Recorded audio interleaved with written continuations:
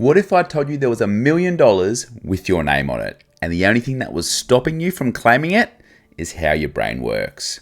Most people don't realize this before it's too late. Here's the part that shocked me when I first learned about it. Over the last 124 years, the Australian stock market has returned an average of 13% per year, which means, and this is uncomfortable, you don't need to be super smart to become wealthy. You just need to not self-sabotage yourself. Research has shown that it's mostly emotional and psychological factors that's stopping people from investing in the stock market rather than purely financial factors. So in this video, I'm going to talk you through what I would do if I had to start over investing in 2026. The first thing I would think about is the psychology of investing, which leads into how much should you invest. And I want to talk through that with a bit of a thought experiment. In this first example, you are given two options. The first option is you are guaranteed $100. I give you $100, guaranteed, no questions asked. Option 2 is we flip a coin. Heads, you win $200. Tails, you win absolutely nothing. Which option would you choose? Let me know in the comments below. I'm going to guess most people would choose option 1. Now, the really interesting thing, let's reverse that for example number 2. So example number 2, you are guaranteed to lose $100. You have to give me $100, no questions asked, guaranteed. Or option 2 is we flip a coin. Heads, you give me $200. Tails, you lose absolutely nothing. Which option would you choose when those examples are reversed? I'm going to guess in that second example, you chose option 2. And the reason for this, choosing different responses to some of those examples, is because as humans, our brains are wired to loss aversion. We absolutely hate losing money and the feeling that that gives us. The pain of losing money is much stronger than the pleasure of winning money, which is why probably on the first example, you took the safe path, the guaranteed $100. And on the second example, you'd rather flip the coin to hopefully lose nothing. And the really interesting thing, in all 4 of those examples, the odds were exactly the same. And when people think about the stock market, they think it's too risky. They think they're gonna lose money. They've got that inner voice inside their head screaming at them, get out, protect yourself. And that's that psychology acting against you, especially when the smarter move is to stay invested for the long term. So the first thing I would do if I had to start over investing again in 2026 is retrain my brain and how I think about money logically. Without emotion, without fear, understanding that I might lose a little bit of money, but that's okay. And this ties into how much should you invest? And if I had to start again, I'd be really boring. I'd invest as little as $20 per week, because if you lose $20 per week, that's not going to keep you up at night. $20 is not much. Think about all the things you waste $20 on, but fast forward 40 years into the future and you'll be thanking yourself for that $20. Let's take a look at this. This is a compound return calculator. I'll leave a link to this in the description. And what this is really good is showing you what your investment can turn into in the future. So if we go down here, let's say initial deposit 0. Let's do our $20 weekly investment, compound annually. And let's do 40 years. Let's say we started when we were 20 and stopped when we were at retirement age, the age of 60. And we know that the long-term average return of the Australian stock market is 13% per year. What do you think this amount will turn into after 40 years? Let me know in the comments. It turns into $1 million. It is not that difficult to become a millionaire. It is not that difficult to build to $1 million when you just start investing as little as $20, something that you're not going to miss. And picture yourself in 40 years thanking yourself for making that start today. So once you have your psychology sorted and you figure out how much you're going to invest each week, how do you know what to invest in and what is the right time to invest? So that flows into how does the stock market work? What to buy and when. Most beginners secretly want to be able to pick the next Apple or next Nvidia. Not because it's the best strategy, but because it feels really impressive. So here's what you need to know if you're going to choose to invest in individual stocks. When you buy a stock in a company, you become a part owner in that company. What that does is give you the right to vote at the company's annual general meeting. And if the company makes a profit in that year and decides to pay a part of that profit out to its shareholders, you have the rights to receive that profit, and that's called receiving a dividend. Now, not all companies pay dividends. Typically, the big companies do. and that forms part of your overall return in the stock. Now, here's the really humbling part. 88% of professional investors, the guys that are picking individual stocks, are not able to beat the overall stock market return as a whole. The guys with the fancy haircuts and the Bloomberg terminals are not able to beat the overall stock market return as a whole.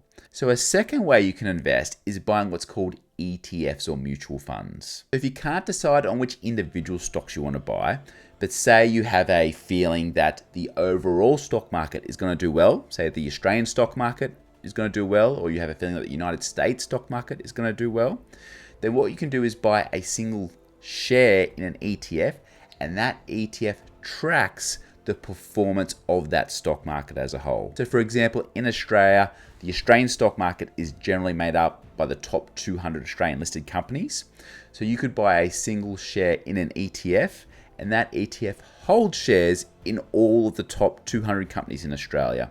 So if those 200 companies perform well, that ETF will perform well. The ETF really tracks the overall stock market return. And in Australia, the top 200 companies are largely made up of the big banks and big miners.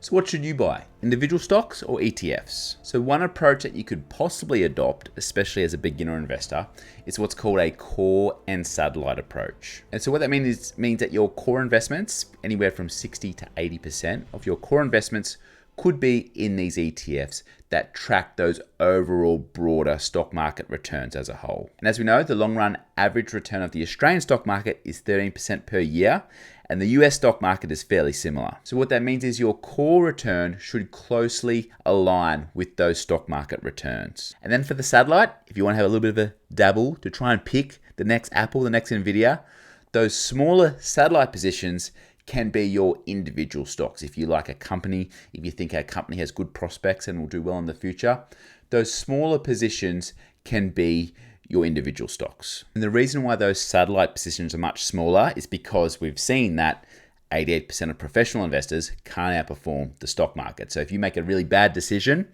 hopefully it shouldn't be enough to derail your whole portfolio. So once you've decided on what to buy, the next question is, what is the right time to buy? I used to think that buying the dip was the holy grail, like a snake waiting patiently, then striking at the perfect moment.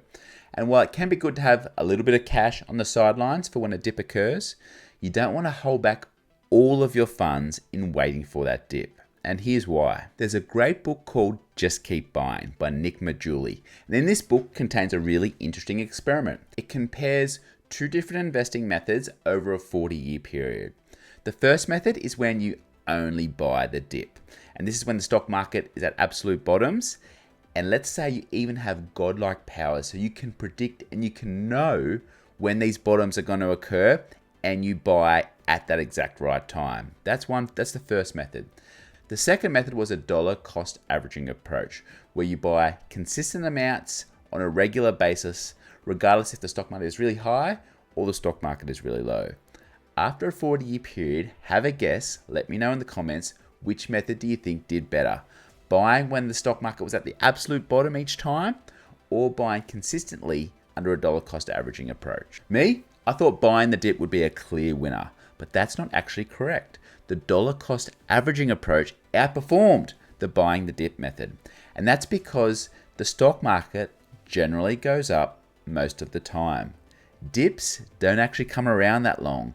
So the time that you had left your cash on the sideline, waiting for a dip to occur, was time that you missed out of having that money in the stock market compounding and growing. And having that extra time in the stock market outperformed a buying the dip method. So one approach you could possibly adopt as a beginner investor is this dollar cost averaging approach, deciding on a sum of money that you can afford to invest and investing that money at regular intervals, regardless if the stock market is really high or really, really low, because over time you receive about an average price. So if I had to start over investing in 2026, I would get my core and satellite positions really set up, and I would invest under a dollar cost averaging approach, leaving a little bit of money on the sidelines just in case a dip comes along. So if investing is not about being smart or brave or even perfect timing, What is it about? It's about knowing why you're doing it in the first place, which leads me into the next item of setting your financial goals. And as part of this, you should decide what are your reasons for investing. Are you saving for an overseas trip or a child's wedding or education? Or are you investing to simply build long-term wealth? The reasons really matter and will be very different from person to person. Yours will be different to mine. Mine will be different to yours. And your reason for investing will determine which strategy that you follow. And the strategies I've been discussing in this video are to develop long-term wealth. Because I don't think get-rich-quick schemes, get-rich-quick mindsets actually work. Because if they did, everyone would be rich. I think wealth is built over the long term through the magic of compounding.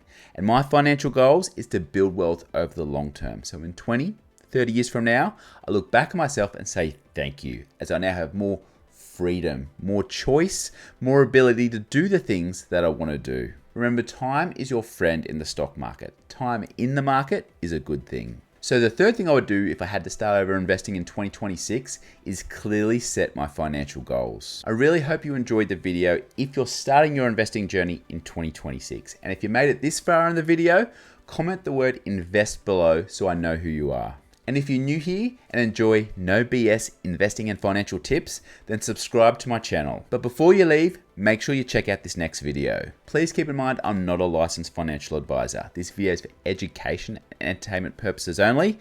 Nothing in this video is considered to be financial advice or any recommendation to buy or sell shares.